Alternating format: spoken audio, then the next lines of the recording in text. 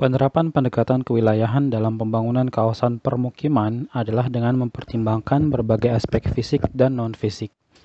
Sebab penerapan pendekatan kewilayahan di dalam kajian geografi dilakukan dengan urutan aspek fisik terlebih dahulu. Pernyataannya benar. Pendekatan kewilayahan merupakan sudut pandang geografi gabungan antara pendekatan keruangan dengan kelingkungan.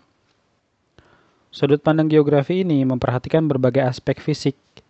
Maksudnya fisik di sini adalah keadaan alam dan non-fisik. Non-fisik berarti selain keadaan alam, termasuk di dalamnya adalah sosial, manusia dengan kegiatannya.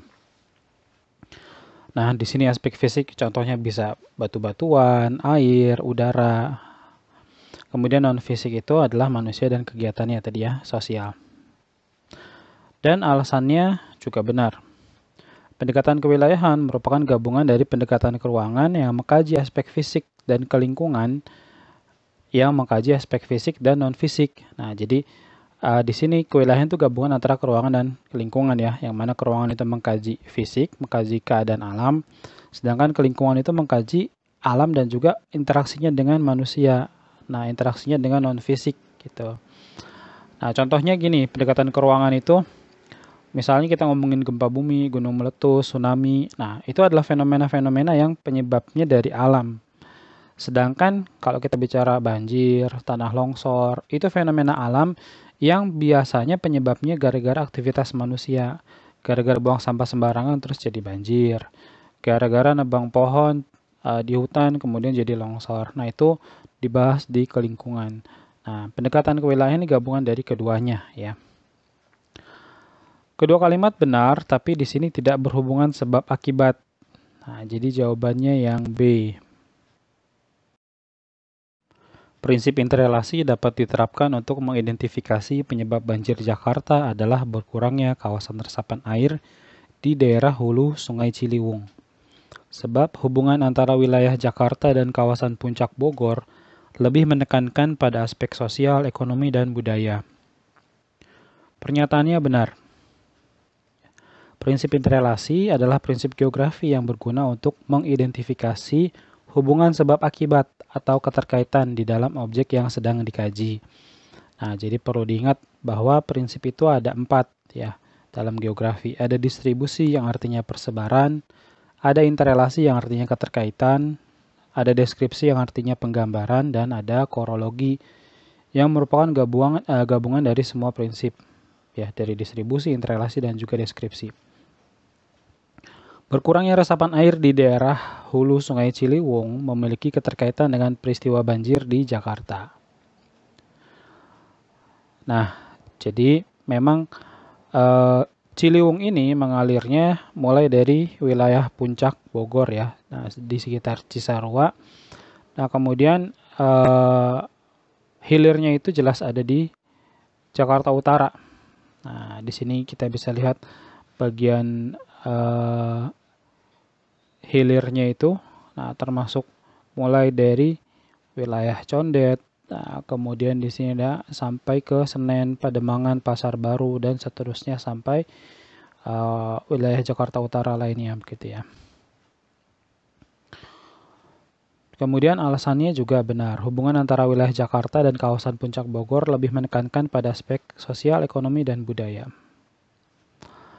Interaksi antara wilayah Jakarta dengan kawasan Puncak Bogor paling banyak terjadi pada kegiatan rekreasi yang dilakukan warga Jakarta di Puncak, terutama saat musim liburan. Ini berarti interaksi tersebut didasari aspek sosial, ekonomi, dan budaya. Nah, jadi kalau kita bicara hubungan antara Jakarta dengan Puncak, itu paling terlihat ketika musim liburan. Gitu ya. Puncak adalah salah satu destinasi wisata favorit orang Jakarta dan sekitarnya ketika musim liburan.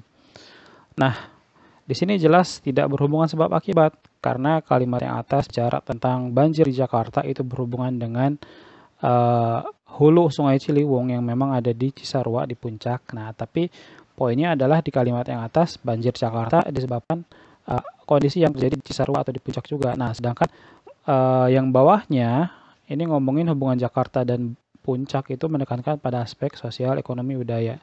Jadi tidak berhubungan sebab akibat. Jawabannya B.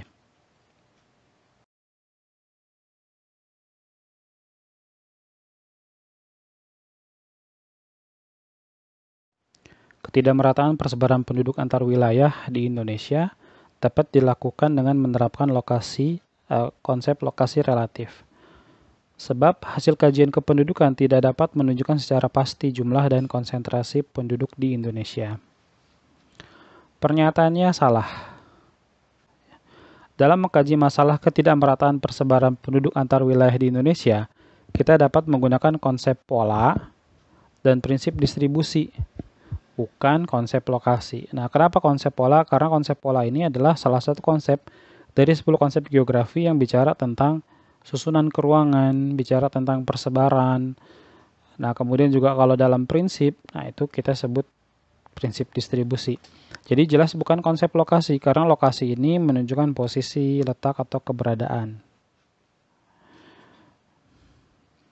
Ya, konsep pola jadi digunakan untuk menggambarkan susunannya secara keruangan dan prinsip distribusi untuk mengkaji persebarannya. Nah, contohnya seperti di gambar peta ini.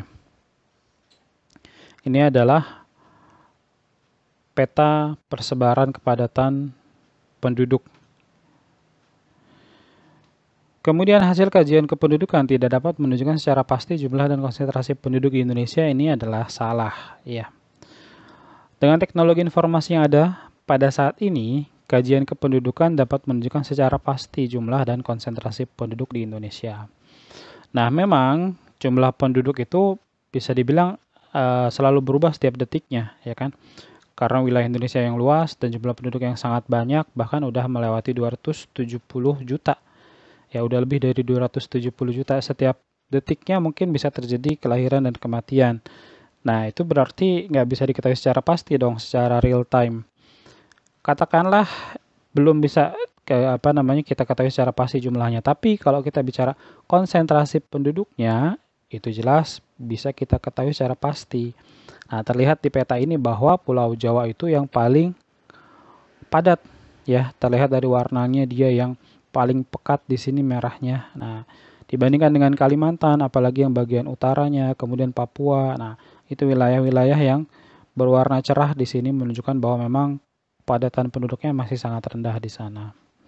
Nah, jadi untuk kita katakan kalimat yang bawah ini benar, itu berarti harus ada dua variabel yang kita lihat kan, jumlah dan konsentrasi penduduk. Nah, di sini faktanya adalah konsentrasi penduduk itu sudah pasti dapat ditunjukkan dari hasil kajian kependudukan. Nah, maka di sini jawabannya E, karena pernyataannya salah, alasannya juga salah.